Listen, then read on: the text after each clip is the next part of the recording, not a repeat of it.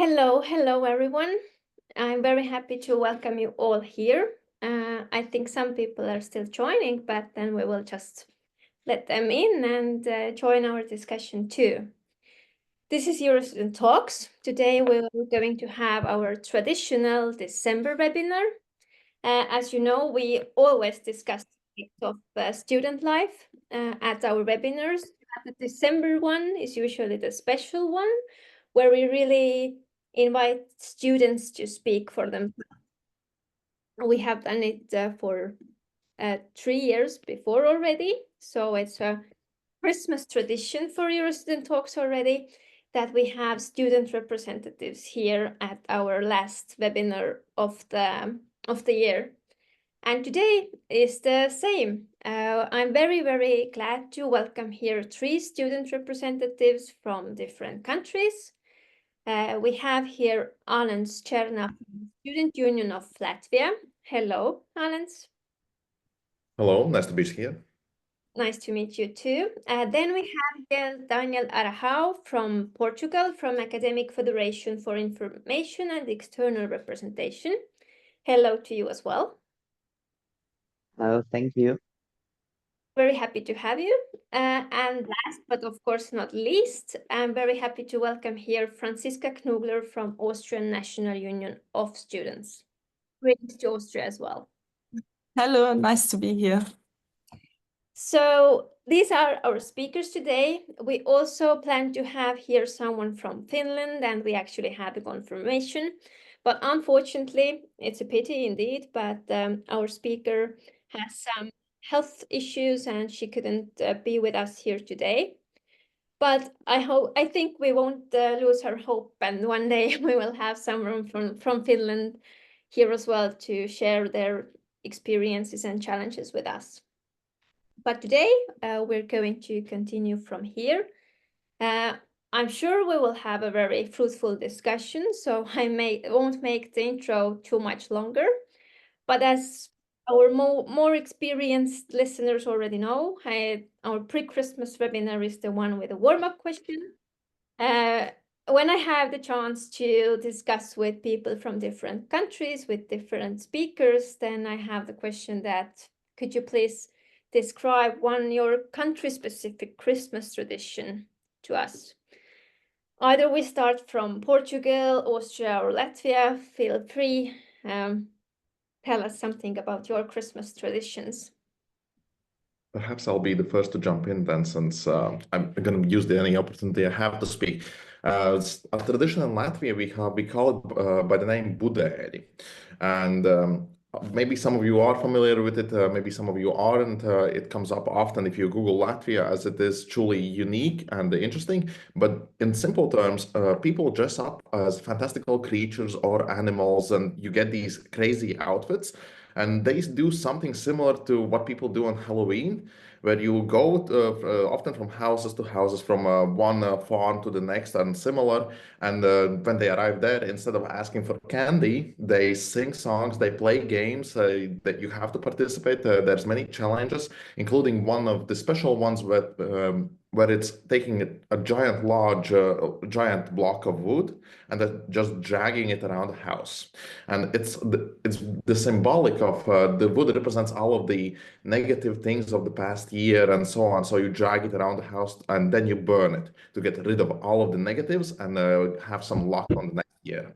So that's one of the special traditions we have. Not many this day and age perform it, but there are some events where we still have it happen and but can participate in. Very interesting. Estonia, my home country, is next to Latvia, but even I didn't know about the tradition. So really exciting. Thanks for sharing. But let's fly either to Portugal or Austria then. I can go next. Ours is kind of, it's not the same, but it's kind of similar. What we have, the Austrians in the call will know that, is Krampusnacht or Krampus Night. It's like, we also dress up like mythical creatures. They have like horns, and they're supposed to be very scary, and they're accompanying Saint Nicholas. And he rewards the well-behaved kids and campus punishes the naughty kids. That's kind of the premise of it.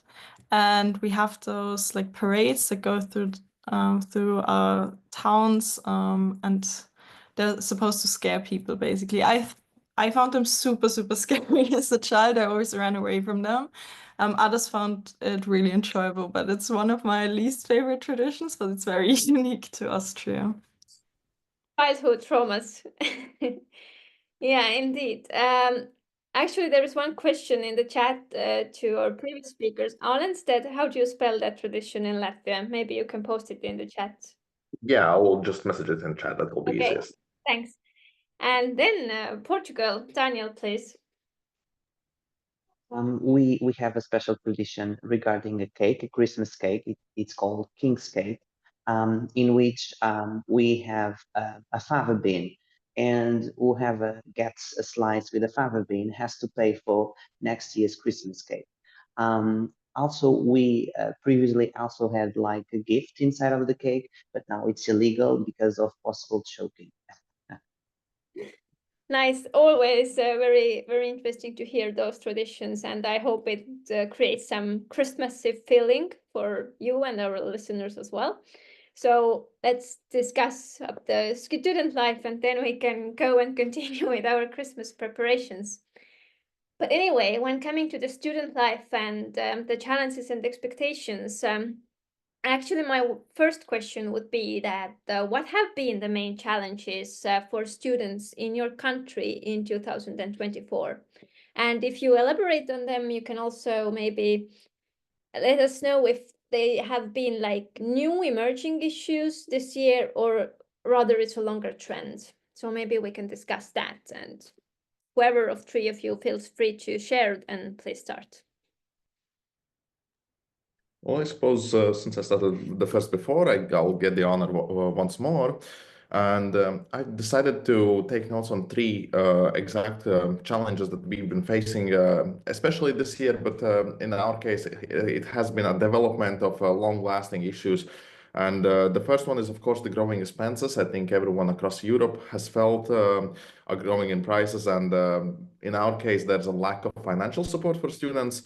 I mean, just to give you some perspective, there are mainly three ways students are supported. If you qualify for the social criteria, you get 175 euros a month. If you qualify for the academic criteria, you get 140 euros a month, and that's about the maximum you can get in stipends. And then there's a credit you can take for 350 euros. So the total arrives at around 700, depending on some coefficients, but that's the maximum you can get in Latvia for day-to-day living and just paying all of the expenses. And once you take off everything that sums up, it's basically impossible to survive on this money unless you have parents who can support you and or you get a job. There's really not a way you can get a higher education. Therefore, we've been challenging these. That we have had some successes this year. We did improve the social stipend, and we are looking and have prepared or done the groundwork for improving the credits. So there's more sums available and more rights for the students. But this is a currently ongoing issue, and it's going to be an issue for the next couple of years for sure as well. Then we also have a certain lack of psycho-emotional support. This was extremely noticeable when this spring, the Me Too movement also arrived in Latvia. It came up on the news. We also participated, and we have been working with the challenges it brings across higher education institutions themselves and nationally. But the psycho-emotional support, or lack of it, to be precise, was clear, and we are currently working on making some national changes. For example, the digital consultations, so they are available to the students, as well as looking to the local level, the higher education institutions themselves, providing or employing at least a psychologist or providing some services of that sort. And then long-lasting challenge we've been facing for students is the mandatory conscription. Taking account geopolitical events into account, it was legislature changed, and we now have mandatory conscription. which means some students are also being called in to serve their 11 months and therefore being pulled out of the studies. And the longer you are pulled out, the less of a chance there is that you will return. And we are currently starting to see the effects of this. So working closely with our defense ministry and many others to find better ways to still get the knowledge they need to still go to and serve their time in the military, but at the same time be able to continue higher education pursuits and get everything you need from that. I would say those are three of the main issues students have faced this year, and we hope that we find some good solutions at the end of this year and continuing on forward. Yeah, very intriguing indeed. Am I right that when it comes to this defense topic and going to the military service for a certain period, is it so that in Latvia actually it's not mandatory in that sense that not all of the boys have to go there, but it's a kind of random choice there in Latvia? Am I right? Well, the process works like this. As it just began, we don't have the capacity to take everyone immediately. Therefore, it's a growing number each year. And the way you can be selected, there is basically a random number generator. And if your number falls out, then you are mandatorily conscripted to the army.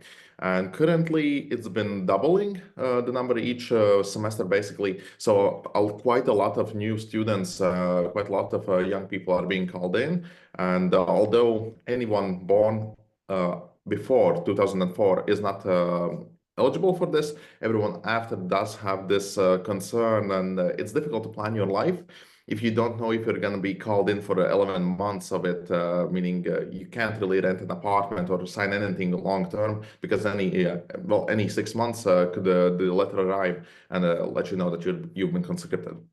Yeah, it's very interesting because maybe you know in Estonia all male has to do it anyway. So in that sense, it's not so random choice. You already know, you will plan accordingly that maybe you do it just after your after graduating from high school, then you do it, and then you will get an apartment and go to university. But it's easier to plan. But in Latvia, if you have the random choice, I can imagine that actually it can really interrupt your studies once you have started and you even don't know if you have to go or not. Very intriguing. Thanks for all the challenges you shared, Daniel or Franziska. Yes, then I can touch on, I think I can touch on some things that Alan's already mentioned. I think, as you've said, like the cost of living crisis and the financial strain is an overall issue for students. In Austria, the inflation has hit us especially hard. We had cost of living rise at an enormous speed, basically. And students who are already a very vulnerable, financially vulnerable group were hit really hard by those costs. So that is a challenge that we are facing currently. At the same time, we are lacking in some of the basic facilities that would usually aid students in financial situations. So what we're currently struggling with is our cafeteria system. We've had rising costs of meals in cafeterias, but at the same time, we've had closures of cafeterias all around the country. So the places where students can actually get affordable meals are diminishing.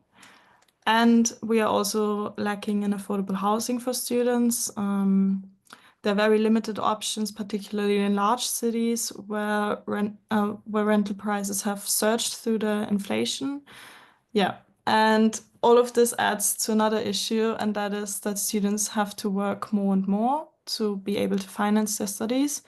And that, I mean, for us, our student social survey, the Austrian one, came out a couple of weeks ago, and it showed like extremely horrible numbers. We have around 70% of students who work next to their studies, and it's approximately 21 hours per week. So now our universities or our higher education institutions usually tell us it's fine to work maximum 10 hours per week, to kind of put it into perspective. And that is the max that you should work or that you can work next to a full-time degree. Our students are working approximately 21 hours per week. Some work even more than that. and it's largely due to financial needs. So what we've seen in Austria, and what is, I think, one of the biggest challenges in student life right now, is that students cannot really afford to study anymore. They have an incredibly horrible work-study balance or study-life balance. If you think about students with care responsibilities, it gets even worse. Yeah, so that is something that has hit our students very, very hard. And I think an issue that is linked to that is something that we've tried to tackle, but it is still very difficult, is the mental health of students and the well-being of students. Yeah, I mean, not only the work-study balance is taking a hit on mental health of students, but also like academic demands, pressure in the academic context. It's all psychologically draining students. We've kind of tried to counter that. We have our own hotline where students can call in case that they are in need of assistance.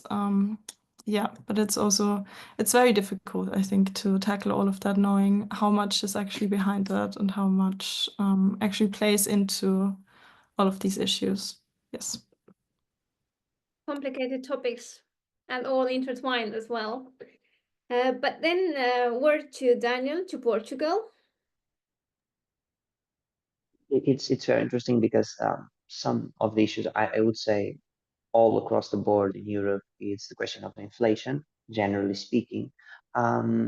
We have a very difficult problem. I would even call it an housing crisis. And that goes as well for the student population for sure. We have a student population of around 400,000. And in this case, dorms, we have around 16,000 beds.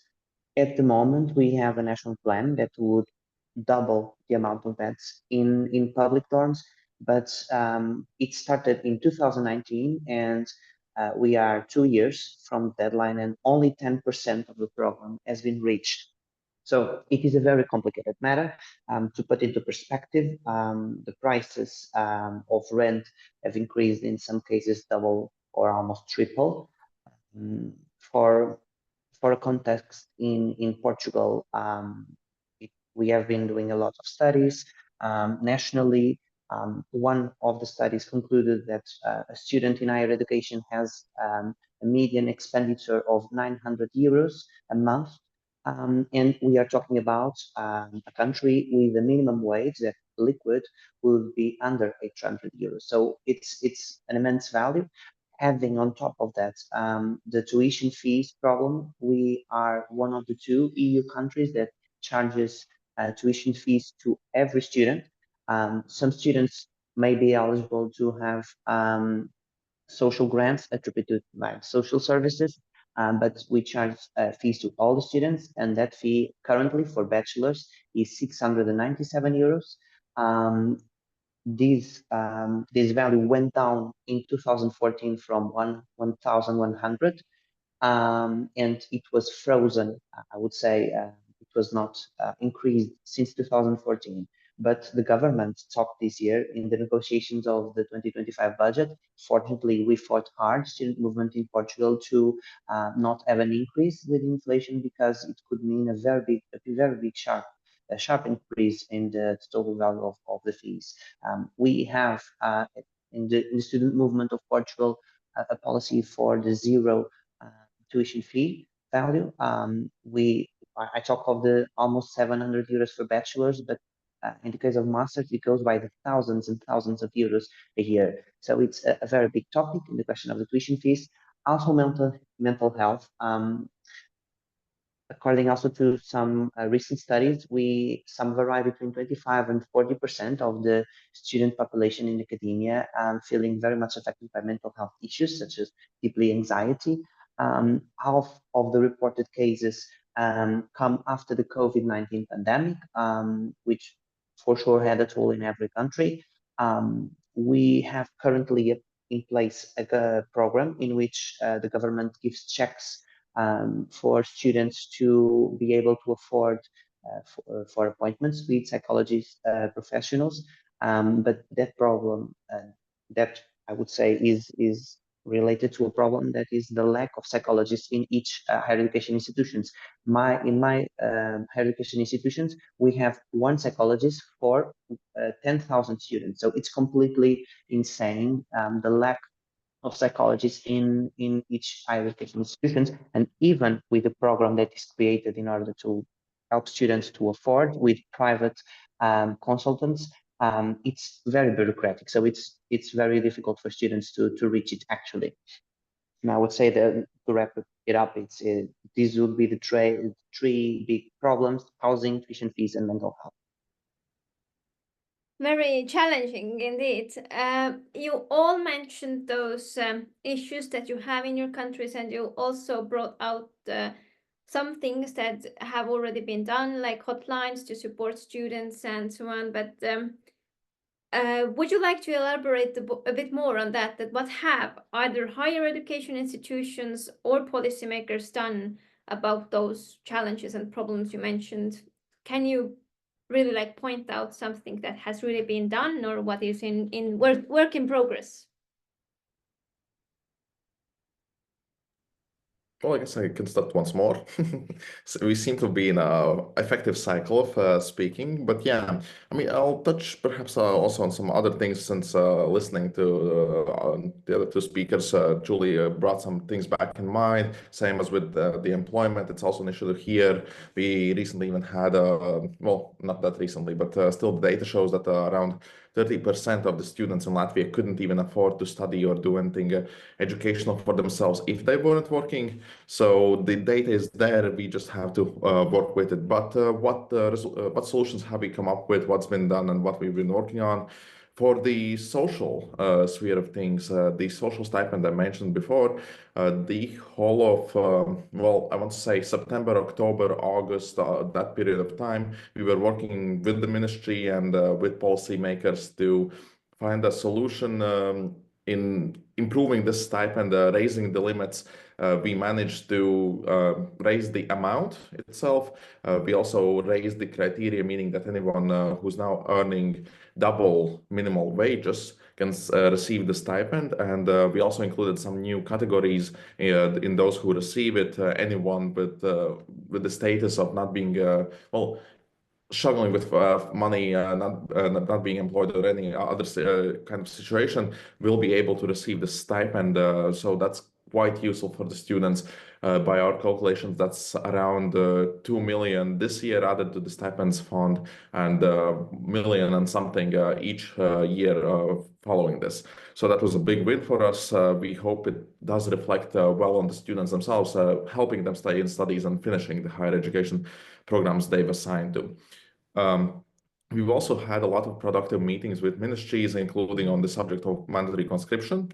We are now directly involved in the planning the future of it, how it's going to be offered, how it's going to function in retrospect. If you are mandatory conscripted, you are awarded a compensation of 300 euros a month. If you were to volunteer, you are awarded 600 euros a month, meaning there's quite a better chance of fulfilling any duties or any expenses you may have if you volunteer. The difference we are currently talking with the Defense Ministry and looking to implement is the ability to move between these two spots, these two compensations, 600 and 300, depending on your well, skills, on your achievements in this service of military. That's been something we've been also working on. Then for some changes that are happening in Latvia, we are currently in the, I'd like to say, the times of change, since we are having reforms in higher education quality assurance, in higher education financing, in higher education standard. In short, how my head of academic affairs describes it, everything's changing in a single year because it was spoken about for years and everyone just decided this is the year to do it all.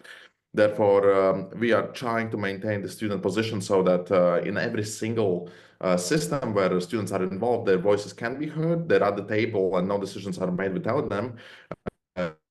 currently the only situation in which there is a little bit of struggle is the financial sector, as students don't yet have a clear way to interact with all of the finances happening in higher education institutions. Everything else up to this point, and I hope it doesn't change speaking now, but we have a place to make the changes, stop a process if necessary, as in the students do have a lot of power in these subjects, and that has not gone away. We've been able to maintain it, and the policymakers have been adamant on helping us with this, so that I'm truly thankful for. Then something, since we are speaking on solutions and kind of a positive thing, I'm going to mention it because I can. The Student Union of Latvia is celebrating its 30 years this year, meaning there's a lot for students. We've been working with policymakers to get some more information flowing from them to the students and making party events, many things available for them this year. And regarding the psycho-emotional support, as I previously mentioned, there are two solutions we are working towards and looking for more. One is the digital consultations offered by psychologists. It was actually in Estonia when I was visiting that we came up with this idea. A professor from Estonia presented it, and we've taken a note of it to implement it in Latvia. And furthermore, the local level of finding finances for higher education institutions so they can employ a psychologist. We've currently gotten the statistics, and only 3 out of 44 higher education institutions have a psychologist employed that offers these consultations, meaning there's a lot of work still to be done. There's a lot of finances that will need to be found, but we are working towards it. And with policymakers and with our partners in higher education, I'm looking to make 2026 the higher education budget year. Therefore, trying to push everything and anything we can to make that investment in the future into the higher education, trying to remind everyone from policymakers to the general public that investing in higher education is not an expense. It is an investment that pays off itself 7-10 times depending on location. But yeah, those are some positive notes from Latvia. Yeah, very good to hear that. There are a lot of challenges, but there are also many things that are work in progress and which are being discussed, and you are trying to find some solutions. Yeah, I don't know if Franziska or Daniel want to touch upon the discussions and solutions that Alan's already mentioned, or you can easily bring in some new topics as well. So feel free. Yes, I mean, I'm just gonna keep the order now. I mean, for us as well, we've done a couple of things. As I've already said, like students' mental and physical health is a big issue for us. So we've done a couple of things to engage in that. Not only the hotline, but we've also, for example, successfully advocated for free of charge HPV vaccinations for people under 30. That was a big win. And we've additionally to that created a financial support fund for students to apply for HPV vaccinations in case they do not fall under that regulation, so they can still afford it. Another pretty huge win for us on the mental health front, I would say, is that we now have psychotherapy as an actual degree at public higher education institutions, which was earlier not the case. We have a big I guess, lack in people who work in psychotherapy, which is also a reason why we have a lack of spots available in therapy in Austria. So that was a big win in that direction as well. Then going over to what I've touched upon before with the work-life balance, study work-life balance, I guess. What we've created is a policy paper on the compatibility of academics with life that we're kind of right now pushing for. So we kind of created demands that academics should be able to be balanced with caregiving, work, and other responsibilities, that there should be childcare services on campus, and so on. Yes, so that is something that we are actively trying to do right now to create a better compatibility of studying with the rest of your life. To the rising living costs, there are a couple of things that we are working on. Unfortunately, it is still a really huge issue. What we've been pushing for is kind of limits to how much rent can rise right now, and to be able to ensure that housing doesn't become absolutely unaffordable to students. That is still something that is in the work to be able to be done properly. But something that was achieved that I think addresses the current economic situation in Austria very well is the adjustment to the value of student stipends starting with 2024.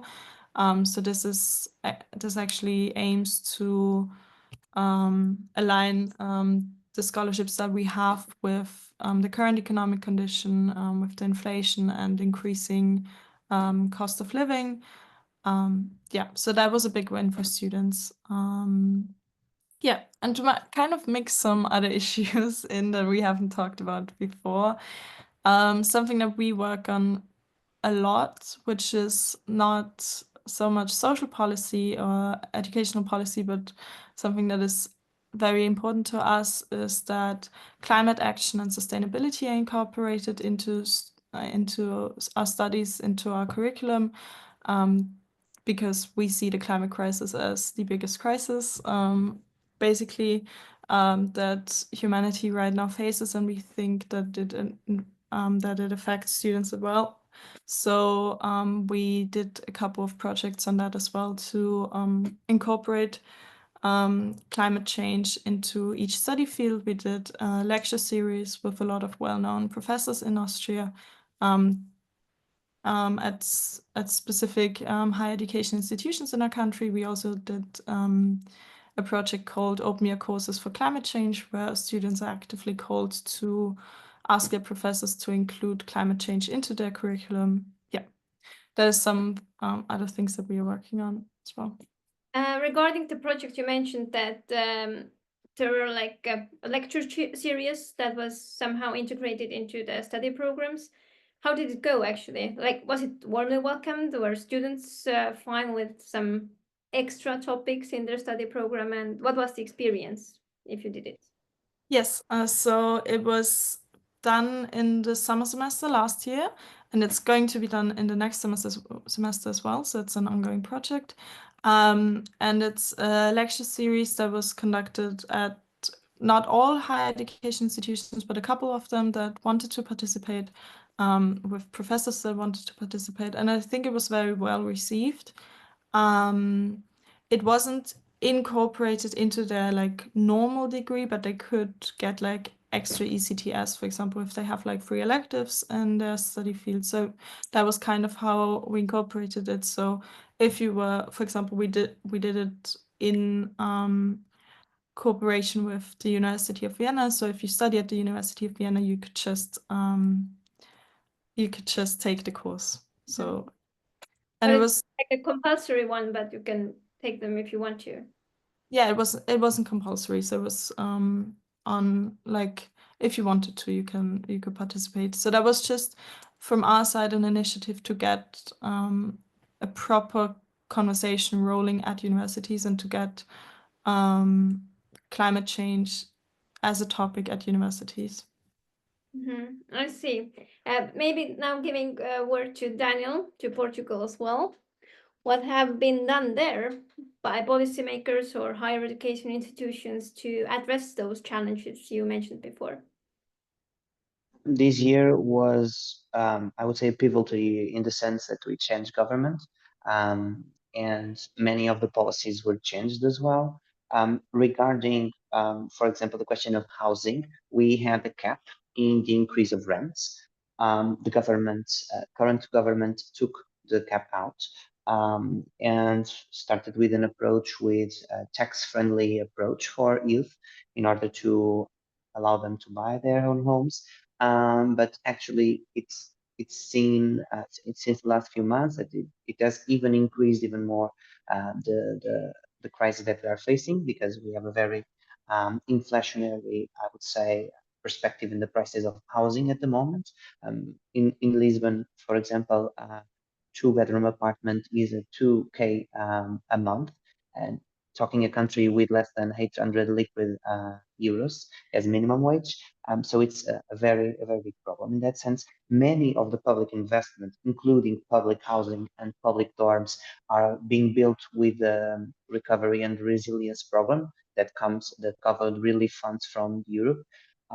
We are facing many challenges in that regard because many of the construction companies are not applying for the public tenders. So it's a very tricky question because we have policy in order to have more public housing, but at the moment the inflationary prices are not even allowing to the construction of new homes. So it's a very difficult topic. We are fighting as much as we can. This year we have an increase in the financial help that is given to students that don't have the opportunity to be in that have a social, I would say, a social more weakened background. And the government provides, I would say, a grant in order for them to be also when they do not have the opportunity to be in a dorm. That's a very complicated topic in the question of the social dimension, because the current legal framework is completely being all reshuffled. The document came from the 90s and it is now being all reshuffled. So lots of negotiations with government on the question of the social dimension. So it's very heavy toll. And the question of the mental health, the checks were a new measure that it took place. I would say it was announced in June. It also has checks for nutrition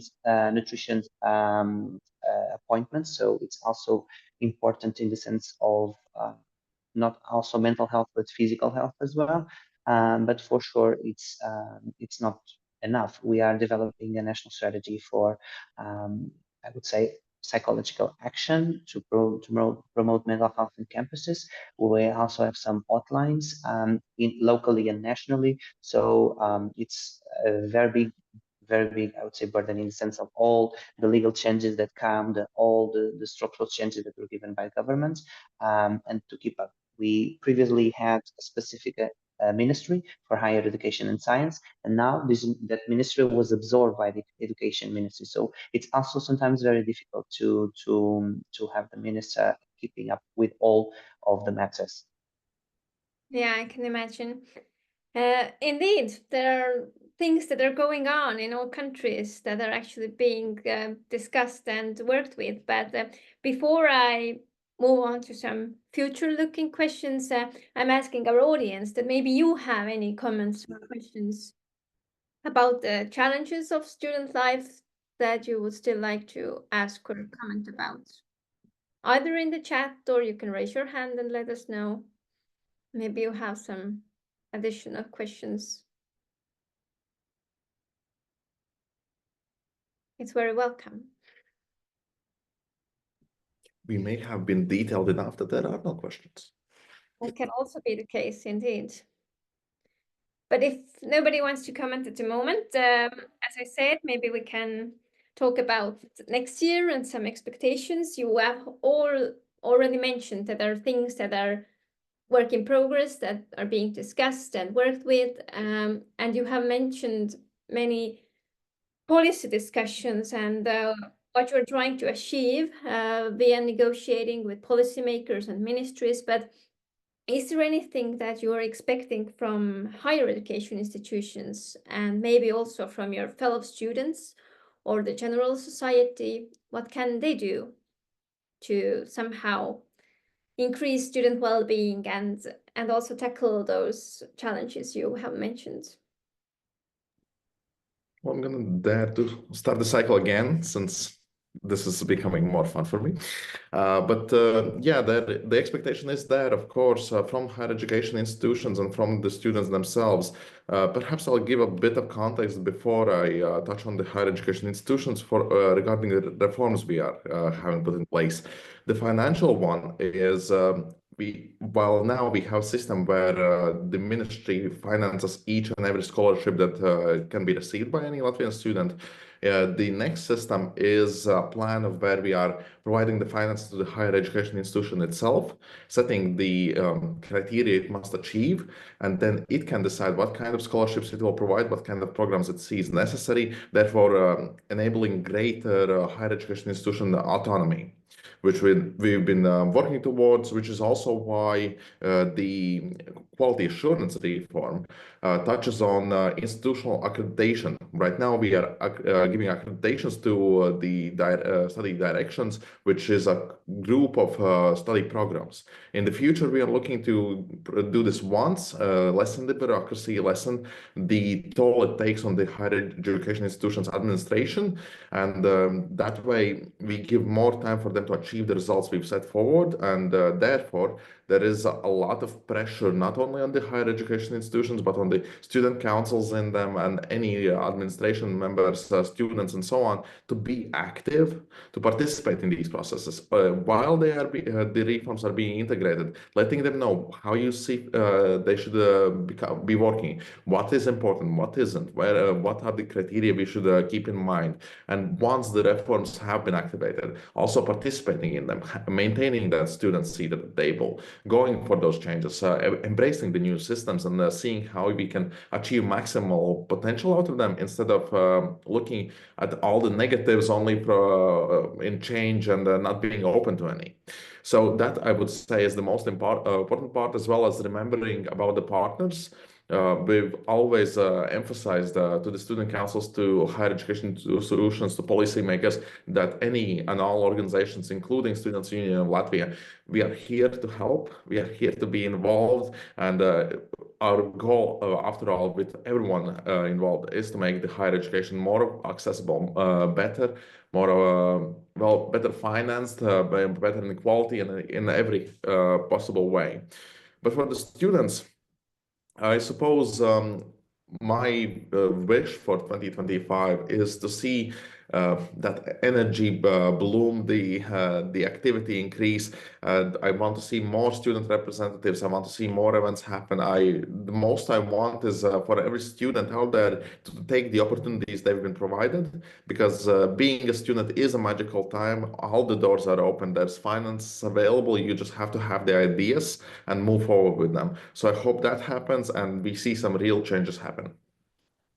Yeah, good expectations to have indeed. A word to Franziska then, maybe, as we have gone already in this circle. Yeah, I think it's fixed now. We can't change it anymore. Vast experience we have.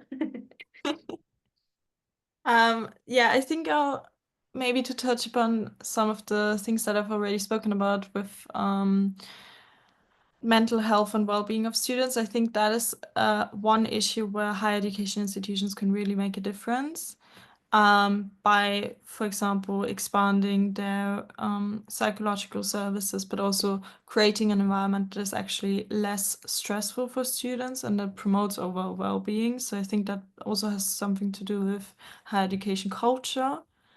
But at the same time, they can help students by creating better support for caregivers and working students by, for example, having childcare facilities at higher education institutions. Some do, some don't. So that would be something where higher education institutions can really make a difference. Yeah, I think another thing that that I already talked about a little bit was the sustainability issue. I think that's also something where higher education institutions can make a lot of changes, not only, as I've said before, with the curriculum, but also with supporting students who are actually affected by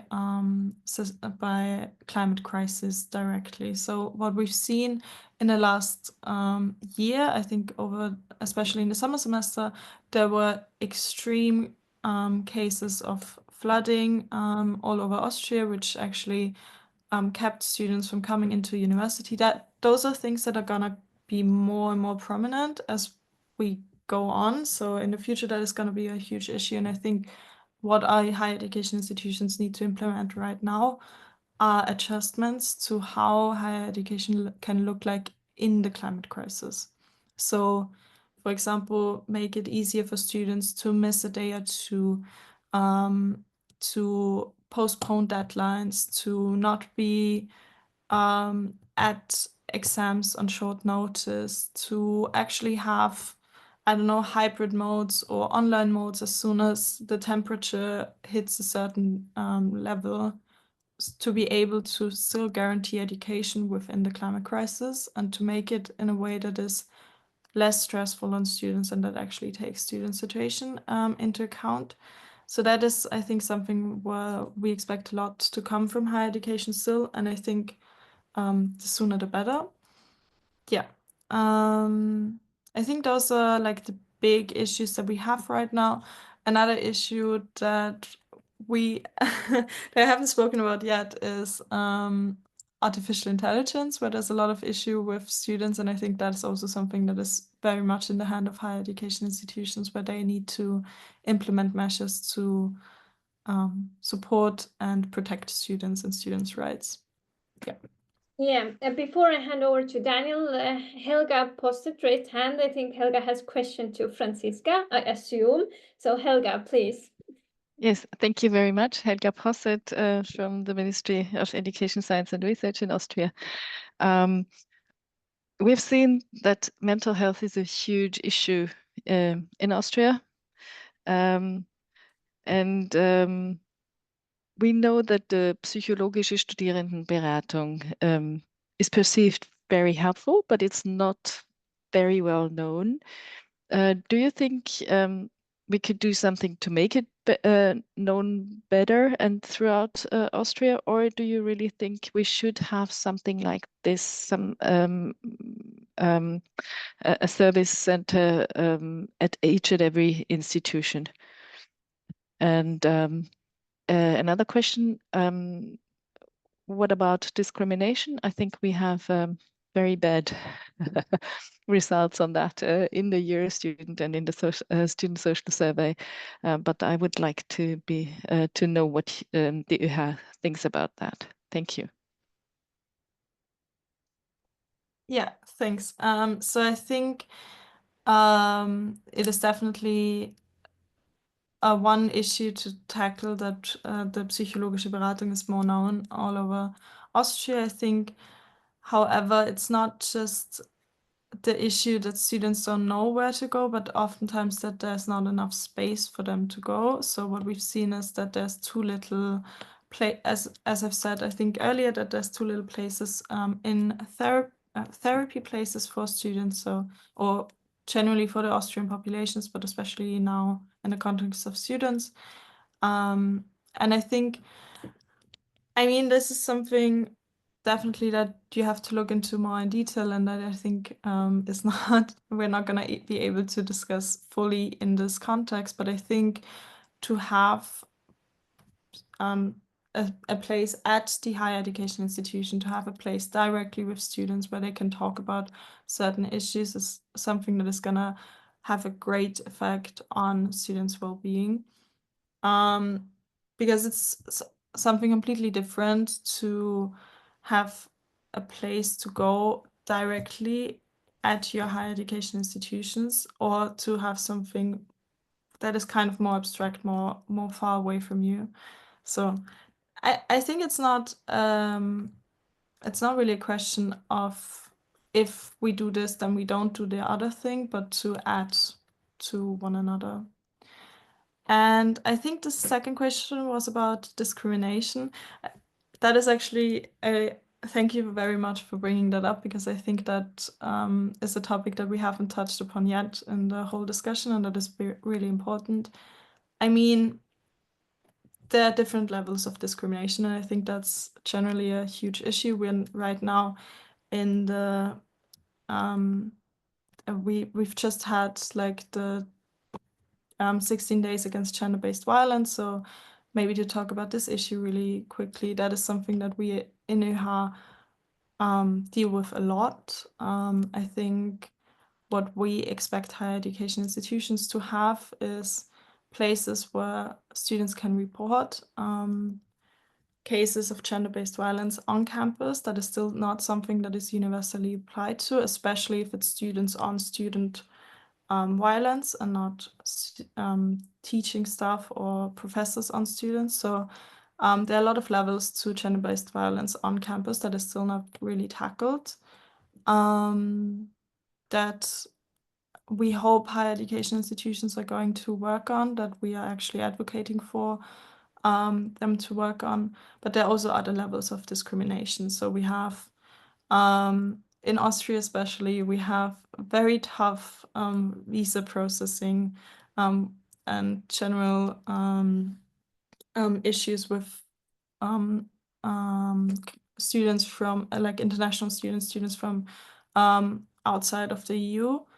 There are a lot of challenges there. So, as I've said, visa processing, but also language barriers. At university, there are a lot of barriers on if certain degrees are recognized, if certain ECTS are recognized. So there's a lot of issues there as well that we have not tackled yet. And I think higher education institutions play a huge role there as well, but also, of course, policymakers and the whole. Thank you, Helga, for the question, and also Franziska for answering and pointing all those aspects out. But then we're to Daniel about the expectations to higher education institutions, but also fellow students. And actually, there is one question in the chat as well that goes to Daniel. Federica is asking about, out of curiosity, that what is the objective of the recovery plan in Portugal regarding university residences? How many beds are planned to be created? For example, in Italy, the objective is a big number, 60,000 beds by 2022, and it is rather difficult to reach. But what about Portugal in this regard as well?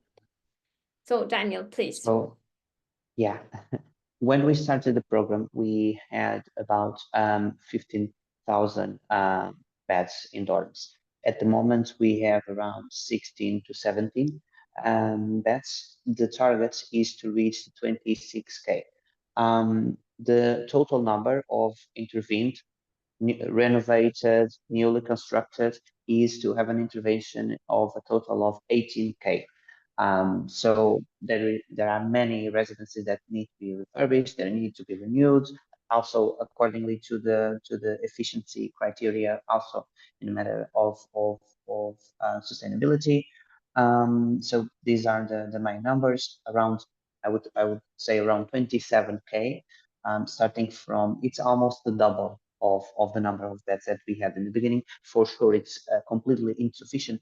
Even at the moment, just to give an idea, we have some emergency proposals that we put in place, such as, for example, we have, I would say, not hotels, but that are owned by the ministry, by the government.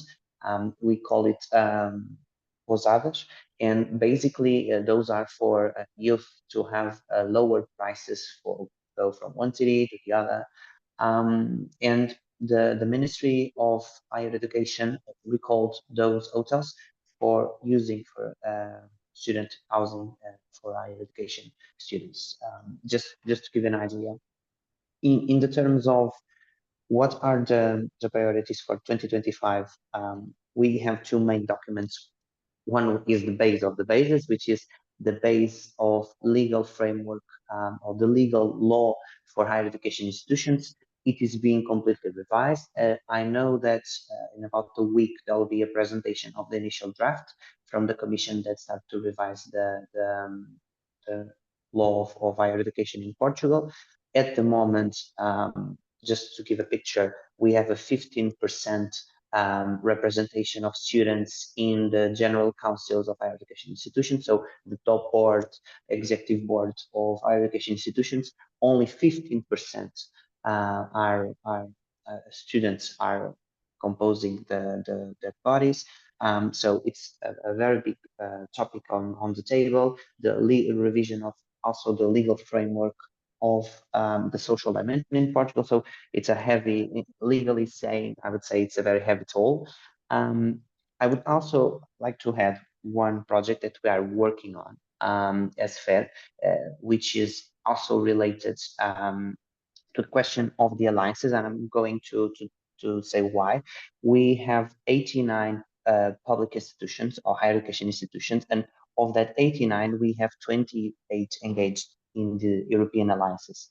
In the perspective, we have almost, I would say, around 500 higher education institutions out of 5,000 in Europe that are engaged in 62 alliances. So Portugal has I would say, a special opportunity somehow to be engaged with other higher education institutions from all around Europe, to have other perspectives.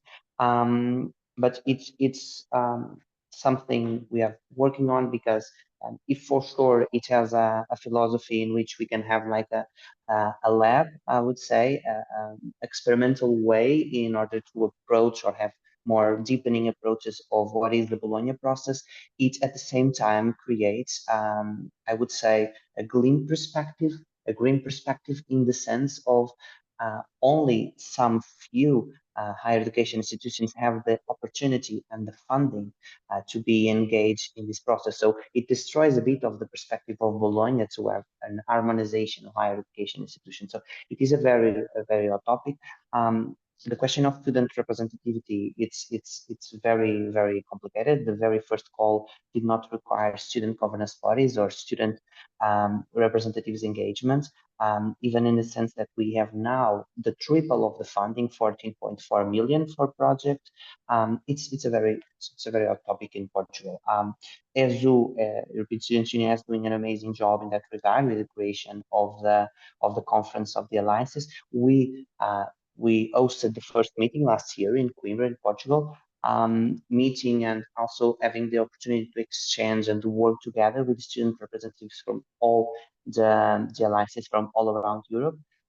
This year was in Romania and organized by Nostra, and we are also developing a national network of student representatives, because it is very important that we have coordinated work towards the engagement of students, and that we have that the student voice is taken into account in that process as well. Thank you. Yeah, so many wonderful initiatives and so many topics that have been raised already here. I will take 5 more minutes. If someone can stay with us, it's very good. There are 2 questions in the chat. I will touch upon them, and then I will have a very quick final round. But Auna Walk from Estonia, from University of Tartu, has 2 questions. One is about mental health problems and prevention. Auna says that in Tartu University, there are 5 psychologists plus 1 counselor for special needs plus 2 career counselors. And they have realized in their university that you cannot increase the number of counselors and fight the outcomes, but rather tackle the problems before they appear. So about your countries, do any of those countries we have talked about here today have people and activities in place to prevent mental health problems, not only deal with those issues once they have raised already? Well, in the case of Latvia, we have quite a lot of these mechanisms that are existing, and it depends more on the higher education institution. There's mentors for the students who are regularly checking in and seeing how they are doing. And those are usually older students, so they understand what they are going through and can actually help them with practical tips and similar. There's monitoring systems that exist in some higher education institutions where they check attendance and so on. And if someone is not showing up and is not available, then something may be going wrong, and there's people who can contact them and check in. Of course, the professors have special trainings as well from time to time, where they are educated on these subjects and informed about the latest practices, as well as there are seminars available for students that speak on the topics, starting from time management to stress management and many other subjects that may be helpful to preventing such cases. But nonetheless, not everyone has the chance to attend them. Employment takes away time from being able to attend such events and being able to focus on yourself, which is quite important, including some higher education institutions provide gym services, sport activities, as we know, which are great for mental health, but not everyone has the chance to attend them if you have work, studies, and some other responsibilities. There's just no time to squeeze those in. So we, in our case, we do believe that these prevention mechanisms are important, and if they weren't, the cases would be astronomically more. But we are focusing on finding the psychologists and career counselors to help if someone has gone in this situation, that there is a mechanism to help them get out of it and get back into functioning studies. But yeah. Thank you, Alans. Any prevention measures from Portugal or Austria? I mean, what I've talked about before is, I think Hotline. yeah, I think it's really important that you reduce the pressure on students, you reduce the financial strain on students, because that has a huge impact on mental health. But at the same time, I think it's also important to recognize that not every mental health issue is preventable. There are a lot of mental illnesses that are just that. They're illnesses, they're hereditary. Sometimes I think yes. So I think it's a twofold conversation. So some things are preventable, some things are definitely due to the stress that is currently on students due to how higher education currently works, and that is also how the pressure that we have in place, the cost of living crisis, all of that. But at the same time, sometimes mental illnesses are not preventable, but they still need to be treated, and they still need there still needs to be support system for students. Yes, totally understandable that sometimes if you just somehow decrease the burden of other issues, it can already be a kind of prevention. But Daniel, regarding the prevention, and maybe we can already take Kauna's next question as well regarding dormitories, that students nowadays consider sharing a room in dormitory. For example, in Estonia, universities have tried to reduce the housing problem, preferring applications of students who are ready to share the room, but often it's the case that they even prefer to pay double and get the double room only for themselves, and they don't want to share the room. So maybe starting from Daniel, both the mental health prevention question and then the dormitory one. The problem is that there are people that cannot afford double, and not even the bare minimum. That is the issue. That housing creates such a barrier that impedes students to enroll in higher education. That is the issue.